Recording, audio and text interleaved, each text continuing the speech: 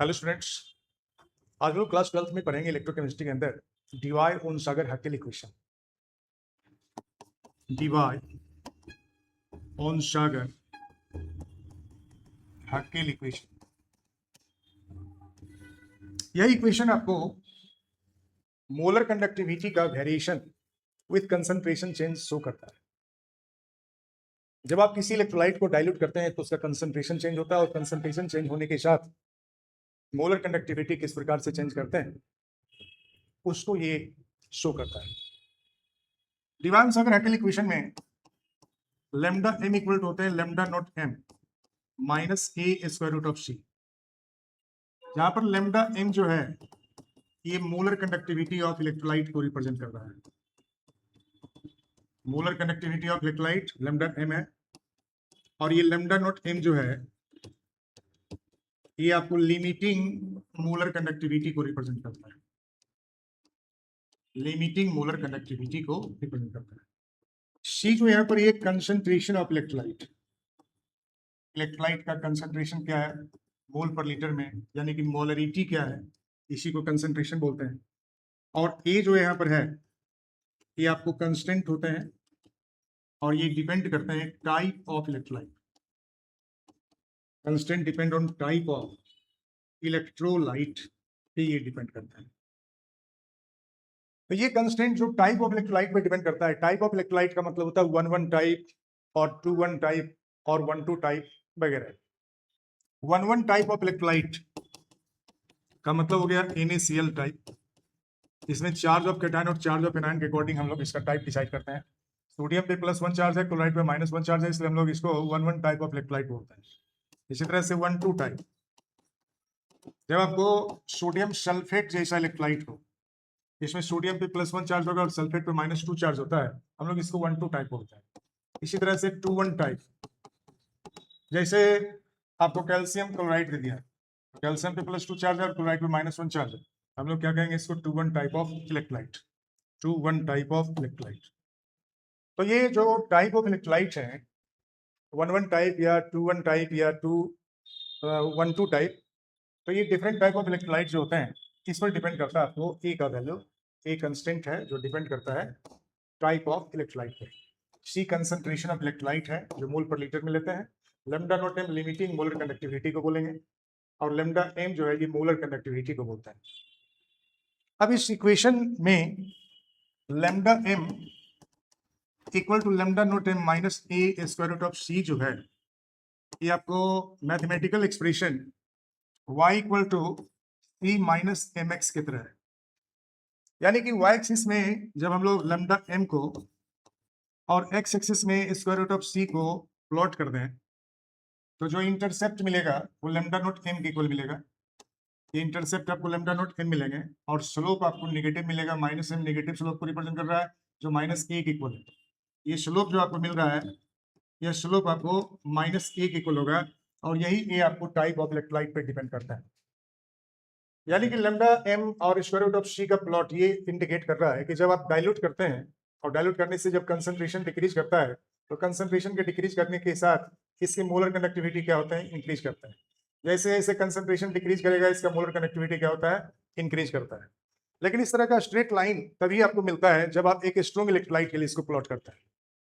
जब किसी weak electrolyte के लिए हम लोग इस प्लॉट को शो करेंगे तो weak electrolyte like acetic acid के लिए जो ये प्लॉट बनेगा इसमें आपको यह प्लॉट कुछ इस तरह का हो जाता है। इसमें पैरेलल टू वाई एक्सिस ये ग्राफ चले जाता है, और पैरेलल टू वाई एक्सिस में आने का मतलब हो गया कि इसका बहुत लो कंसंट्रेशन पे जो मोलर कंडक्टिविटी है, लिमिटिंग मोलर कंडक्टिविटी है, वो हम लोग वीक इलेक्ट्रोलाइट के केस में फाइंड नहीं कर पाते हैं। स्ट्रॉन्ग इलेक्ट्रोलाइट के केस में जो इंटरसेप्ट मिलता है यह इंटरसेप्ट आपको लिमिटिंग मोलर कंडक्टिविटी कहलाता है।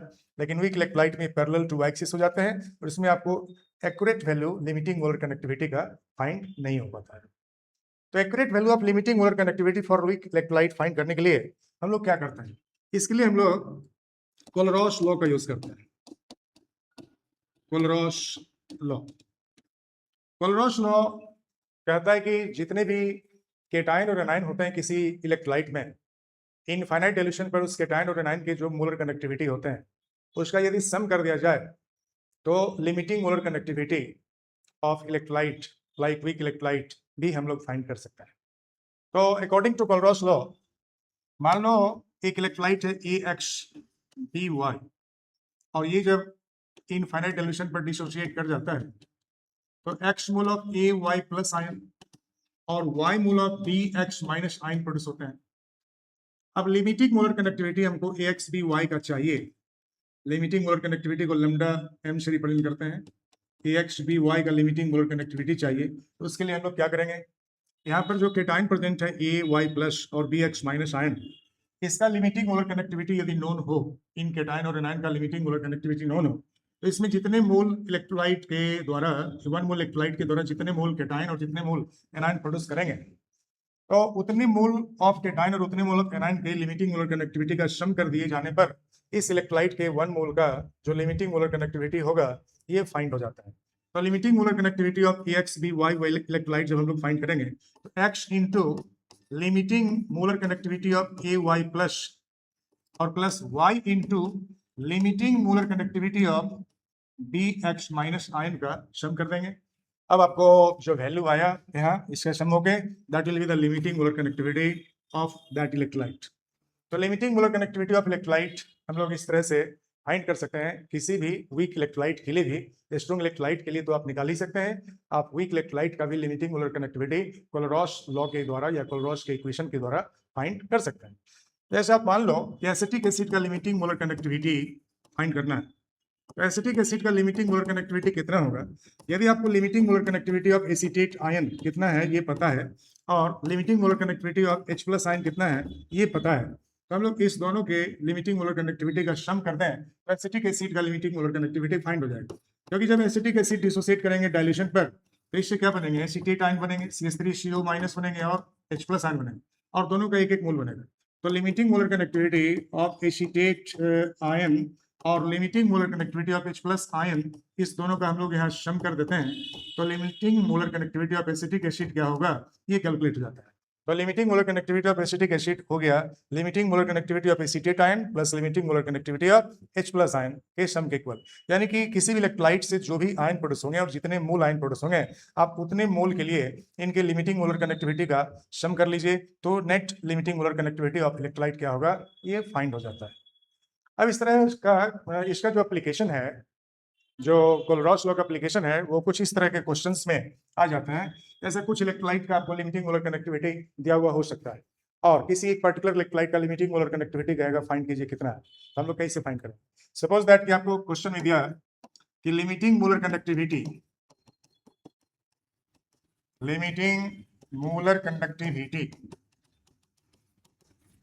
Of acetic acid HCl and initial are X, Y and Z ohm inverse centimeter square mole inverse. Then find the limiting molar conductivity of sodium acetate. यदि आपको acetic acid का, HCl का और NaCl का limiting molar connectivity दे दिया गया है और सोडियम एसीटेट का लिमिटिंग मोलर कनेक्टिविटी पूछा जा रहा है, तो आप इसको फाइंड कैसे कर सकते हैं। आपको यहाँ पर एसिटिक एसिड का molar connectivity, limiting molar connectivity X दिया हुआ है, HCl का लिमिटिंग मोलर कनेक्टिविटी Y है और NaCl का Z है और सोडियम एसीटेट का लिमिटिंग मोलर कनेक्टिविटी निकालना है। तो सोडियम एसीटेट का लिमिटिंग मोलर कनेक्टिविटी फाइंड करने के लिए हमें limiting molar connectivity acetate ion का चाहिए, क्योंकि इसमें एसीटेट आयन है और साथ में Na प्लस आयन भी है। Limiting molar connectivity of Na plus का भी चाहिए। तो यहाँ जो इलेक्ट्रोलाइट दिया हुआ है उसमें आपको limiting molar connectivity acetic acid का दिया हुआ है, जो कि आपको limiting molar connectivity of acetate और limiting molar connectivity of H plus दोनों के सम के इक्वल है, that is equal to X ohm inverse centimetre square mole inverse. वहीं आपको लिमिटिंग मोलर कनेक्टिविटी HCl का नोन है, जो कि limiting molar connectivity of H plus और limiting molar connectivity of Cl minus के इक्वल होगा, जो Y ohm inverse centimetre square mole inverse के इक्वल है। और limiting molar connectivity of NaCl भी आपको दिया हुआ है। Limiting molar connectivity of NaCl जो दिए हुए हैं that is equal to limiting molar connectivity of Na plus plus limiting molar connectivity of Cl minus, जो आपको जेड के इक्वल, तो Z ohm inverse centimetre square mole inverse. अब आपको यहाँ देखिए, इसमें जो चाहिए आपको limiting molar connectivity of sodium acetate निकालने के लिए एसीटेट का चाहिए और Na+ का चाहिए। तो एसीटेट का लिमिटिंग मोलर कनेक्टिविटी एक्स वाले में इंक्लूड है, एसिटिक एसिड वाले में, और Na+ का लिमिटिंग मोलर कनेक्टिविटी आपको NaCl वाले में इंक्लूड है, जेड वाले में। तो हम लोग जब सोडियम एसीटेट का लिमिटिंग मोलर कनेक्टिविटी चाहिए तो एसिटिक एसिड का लिमिटिंग मोलर कनेक्टिविटी कितना है और सोडियम क्लोराइड का लिमिटिंग मोलर कनेक्टिविटी कितना है, दोनों को ऐड करेंगे तो एसीटेट का लिमिटिंग मोलर कनेक्टिविटी और Na+ का लिमिटिंग मोलर कनेक्टिविटी दोनों ऐड हो जाएगा। साथ में एक्स्ट्रा कंडक्टिविटी ऐड होगा H+ का एसिटिक एसिड में और Cl- का NaCl। तो हम लोग इस दोनों के कंडक्टिविटी जितने ऐड हो रहे हैं उसको माइनस कर देंगे। जब Cl के लिमिटिंग मोलर कनेक्टिविटी को माइनस कर देंगे, मतलब फर्स्ट और थर्ड को ऐड करके, और सेकंड वाली इक्वेशन का जो लिमिटिंग मोलर कनेक्टिविटी है उसमें H+ और Cl- के लिमिटिंग मोलर कनेक्टिविटी का सम है जो कि Y के इक्वल है। तो हम लोग फर्स्ट में X है और थर्ड में Z है, X + Z और -Y कर देंगे तो limiting molar connectivity of sodium acetate कितना होगा ये कैलकुलेट हो जाता है। तो limiting molar connectivity of sodium acetate निकालने के लिए limiting molar connectivity of acetic acid plus limiting molar connectivity of NaCl, इस दोनों का सम कर देंगे, minus limiting molar connectivity of HCl subtract कर दीजिए तो आपको net limiting molar connectivity of sodium acetate कितना होगा ये कैलकुलेट हो जाता है। मतलब एसिटिक एसिड का लिमिटिंग मोलर कनेक्टिविटी आपको दिया हुआ है X और NaCl का लिमिटिंग मोलर कनेक्टिविटी दिया हुआ है Z, X + Z, और HCl का लिमिटिंग मोलर कनेक्टिविटी जो दिया हुआ है that is what, that is Y। हम लोग इसमें Y माइनस कर देंगे, जो वैल्यू आएगा हम लोग इतना ओम inverse centimetre square mole inverse के इक्वल लिखेंगे, that will be the limiting molar connectivity of sodium acetate. तो इस तरह के क्वेश्चन इससे पूछे जाते हैं।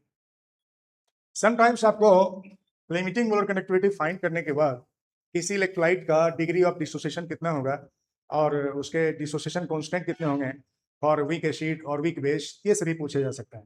तो लिमिटिंग मोलर कनेक्टिविटी फाइंड करने के बाद आप डिग्री ऑफ डिसोसिएशन अल्फा निकाल सकते हैं, लैम्डा m उस इलेक्ट्रोलाइट का दिया हुआ होगा और लैम्डा नॉट m जो लिमिटिंग मोलर कनेक्टिविटी है इससे डिवाइड करके हम लोग अल्फा निकाल सकते हैं और इस अल्फा का यूज करके हम लोग डिसोसिएशन कांस्टेंट कैलकुलेट कर सकते हैं वीक एसिड के लिए, that will B C∝² by 1 - alpha, या डिसोसिएशन कांस्टेंट ऑफ बेस निकाल सकते हैं, that will B C∝² by 1 - alpha के इक्वल होता है। यदि अल्फा का वैल्यू बहुत बहुत कम हो 1 से तो आप 1 - अल्फा को नियरली इक्वल टू 1 लेकर भी सवाल को सॉल्व कर सकता है। तो आज का टॉपिक हम लोग यहीं पर समाप्त करेंगे। जिन बच्चों ने सब्सक्राइब नहीं किया हमारे चैनल को कृपया वो सब्सक्राइब कर लें ताकि नेक्स्ट वीडियो भी आपको उपलब्ध हो पाएगा। Thank you so much.